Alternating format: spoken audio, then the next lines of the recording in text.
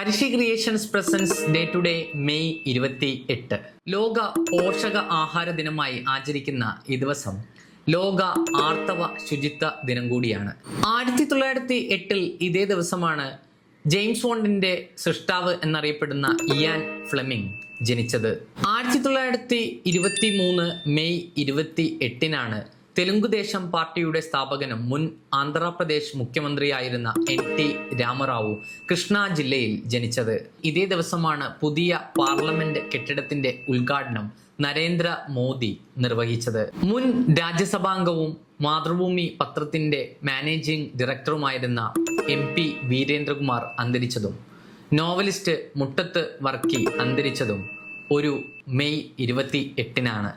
2008 ഇതേ ദിവസമാണ് 240 വർഷത്തെ രാജവാഴ്ചയ്ക്ക് അന്ത്യം കുറിച്ചുകൊണ്ട് നേപ്പാൾ റിപ്പബ്ലിക് ആവുന്നത്. അമേരിക്കൻ നാണയത്തിൽ ആലേഖനം ചെയ്യപ്പെട്ട ആദ്യത്തെ കറുത്തവർഗക്കാരിയായ ആഞ്ചേല നോർത്ത് അന്തരിച്ചത് ഒരു മെയ് 28.